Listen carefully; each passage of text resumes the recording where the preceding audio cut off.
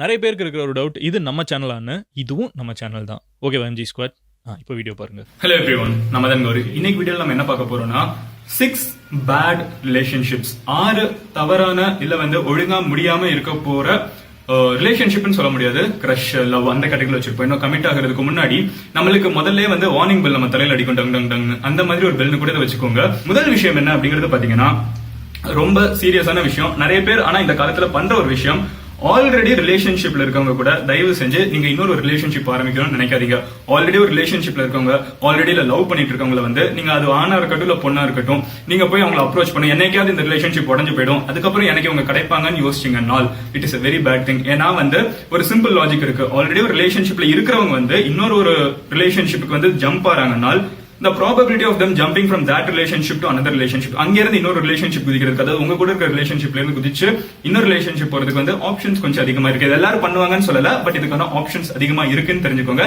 And ரெண்டாவது முக்கியமான விஷயம், நல்லா இருக்கிற 2 கப்பலுக்கு நடுவில் நம்ம தேவையில்லாம மூக்க நுழைச்சு அவங்க 2 பேருக்குள்ள பிரச்சனை வரக்கூடாது ஃபார் ஆர் செல்ஃபிஷ்னஸ். சோ தயவு செஞ்சு ஆல்ரெடி ரிலேஷன்ஷிப்ல இருக்கவங்க யாராவது இருந்தாங்கன்னா அவங்க கூட உங்களுக்கு ஒரு கண்டிப்பா எல்லாருக்கும் கிரஷஸ் வரும், எல்லாருக்குமே இன்னொருத்தங்க மேல இன்ட்ரெஸ்ட் இருக்கும். சோ அந்த மாதிரி ஒரு தருணம் இருந்தாலும் தயவு செஞ்சு திங்க் அகைன், நம்ம இது பண்றது கரெக்டா இல்லங்கிற ஒரு கேள்வி நீங்க உங்க மனசாட்சி கிட்ட அகைன் கேட்டுக்கோங்க. நம்ம மனசு என்னைக்குமே சொல்லும், அந்த பொண்ணு அந்த பையனை ஒழுங்கா ட்ரீட் பண்ணல, இல்ல அந்த பையன் அந்த பொண்ணு ஒழுங்கா ட்ரீட் பண்ணல, அதனால நான் போய் உள்ள காப்பாத்த போறேங்கிறத நம்ம மனசு நம்மள சாட்டிஸ்ஃபை பண்ண ட்ரை பண்ணும். இருந்தாலும் ஒரு செகண்ட் அகைன் யோசிச்சு பாருங்க, நம்ம பண்றது கரெக்டா இல்லையா அப்படிங்கறது. ரெண்டாவது விஷயம் என்ன அப்படிங்கிறது பாத்தீங்கன்னா, இந்த மாதிரி லவ் சைன்ஸ் என்னன்னு பாத்தீங்கன்னா, ரிலேஷன்ஷிப் ஆரம்பிச்ச புதுசுல ஓகே, ஹனிமூன் ஃபேஸ்ல ஓகே, பட் இருந்தாலும் ஓரளவுக்கு மேல ரொம்பவே இன்னொருத்தங்க கூட எப்பவுமே இருந்துகிட்டே இருக்கணும்னு நினைப்பாங்க. அவங்க என்ன பண்றாங்க அப்படியே டெய்லி அப்டேட் மாதிரி. நான் சில பேர் எல்லாம் பாத்திருக்கேன், 24 மணி நேரமும் போன் ஆன்லயே இருக்கும், பாத்தீங்க எப்பவுமே கால்லே அவைலபிளாவே இருப்பாங்க. அண்ட் அவங்க லிட்டரலா நீங்க என்ன பண்றீங்கிறத அவங்க கிட்ட சொல்லிக்கிட்டே இருக்கணும். உங்க மேல ட்ரஸ்ட் அப்படிங்கிறது கம்ப்ளீட்டா ஜீரோவா இருக்கும். இந்த மாதிரி ஒருத்தங்க கூட நீங்க ரிலேஷன்ஷிப்ல பண்ணீங்கன்னா, அது ஆணா இருக்கட்டும் இல்ல பொண்ணா இருக்கட்டும், வாழ்க்கை ஃபுல்லா நீங்க பண்றது கரெக்ட் தான், நீங்க எந்த தப்பு பண்ணலங்கிறதே ப்ரூவ் பண்ணி உங்க வாழ்க்கை முடிஞ்சு போயிடும். கடைசி வரைக்கும் ஒரு உண்மையான ரிலேஷன்ஷிப்ல நீங்க என்டர் ஆக மாட்டீங்க. நீங்க அவங்களோட ஈகோவுக்கு இல்ல அவங்களோட இன்செக்யூரிட்டிக்கு ஒரு சாட்டிஸ்ஃபை பண்றதுக்கு, அவங்க பயப்படுற விஷயத்துக்கு நீங்க இல்ல நான் நல்லா தான் இருக்கேன், நான் உன்னை ஏமாத்தல அப்படிங்கிற விஷயத்தை தான் கடைசி வரைக்கும் ப்ரூவ் பண்ணிட்டே போயிட்டு இருப்பீங்க. அதுக்கு ஒரு சின்ன எக்ஸாம்பிள் சொல்றேன். நம்ம வீட்டுல நம்மளோட அப்பா அம்மாவை திரும்பி பாருங்க. நீங்க ஒரு சக்சஸ்ஃபுல் அப்பா அம்மாவா இருக்காங்கன்னா, நீங்க இன்னமும் உங்க அப்பா அம்மா கூட வீட்டுல இருக்கீங்கன்னா, உங்க அப்பா அம்மா உங்களுக்கு இன்னும் ஃபீட் பண்ணிருக்காங்கன்னா, they are happy married family, கரெக்டா? சோ உங்க அப்பா அம்மா பாத்தீங்கன்னா, உங்க அப்பா எப்பவுமே உங்க அம்மா எங்க போறாங்க, எப்படி போறாங்க, யார் கூட பேசுறாங்கன்னு கேட்க போறது இல்ல. உங்க அம்மா உங்க அப்பா கிட்ட எப்பவுமே கேட்டுட்டு இருக்க போறது இல்ல. 2 பேருக்கும் ஒரு மியூச்சுவல் அண்டர்ஸ்டாண்டிங் இருக்கு.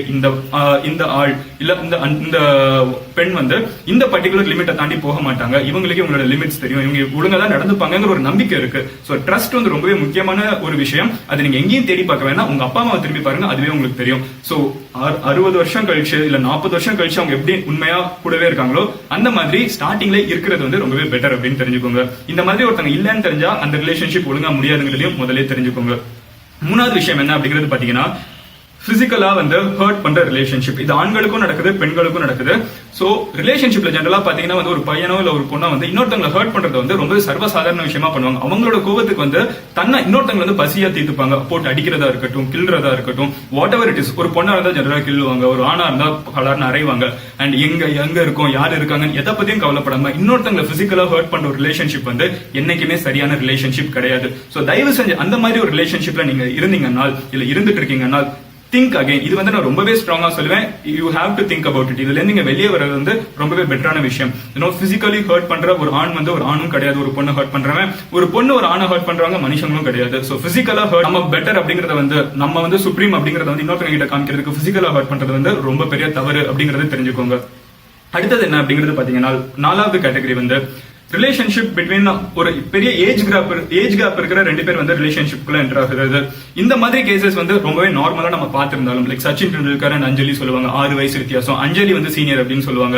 அப்புறம் தோனி அண்ட் சாக்ஷி 9 வயசு வித்தியாசம். இந்த மாதிரி நிறைய எக்ஸாம்பிள்ஸ் இருந்தாலும் மோஸ்ட் ஆஃப் த கேசஸ் நம்ம யதார்த்தமான வாழ்க்கையில பாத்தீங்கன்னா, ஒரு சீனியரான ஒரு பொண்ணா இருக்கலாம், ஒரு சீனியரான ரொம்பவே சீனியரான ஒரு பையனா இருந்தாங்கன்னா அவங்களோட லைஃப் கோல்ஸ் கம்ப்ளீட்டா வேற மாதிரி இருக்கும். அவங்க மேபி இமீடியட் கோல்ஸே கல்யாணம் பண்றதா இருக்கும். ஆனா உங்களோட இமீடியட் கோலே இந்த செமஸ்டர் எக்ஸாம்ல பாஸ் பண்றதா இருக்கும். சோ நீங்க வந்து ஒரு ரிலேஷன்ஷிப்ல ரொம்பவே கரெக்டா போயிட்டு இருந்தாலும் அதோட எண்ட் எங்க போய் முடியும்னு பாத்தீங்கன்னா கல்யாணத்துல முடியுமான்னு கேட்டீங்கன்னா ரொம்பவே கேள்விக்குறி தான். ஏன்னா இதர் அந்த பொண்ணு இல்ல அந்த பையனை வந்து நீங்க கம்ப்ளீட்டா கிராஜுவேட் ஆகி உங்க லைஃப்ல செட்டில் ஆகிற வரைக்கும் வெயிட் பண்ணணும். இல்ல நீங்க அந்த ஒரு திருமணம் அப்படிங்கிற ஒரு விஷயத்துக்காக உங்களோட எஜுகேஷன் இழக்க வேண்டிய ஒரு நிலைமை வரலாம். இல்ல ஒரு இடத்துல இன்னொரு இடத்துக்கு மூவ் பண்ண வேண்டிய ஒரு நிலைமை வரலாம். அதுக்கெல்லாம் நீங்க ரெடியா இருக்கீங்களா இல்லையாங்கிறத பாத்துக்கிட்டு இந்த மாதிரி ஒரு ரிலேஷன்ஷிப்ல நீங்க கண்டினியூ பண்ணுங்க.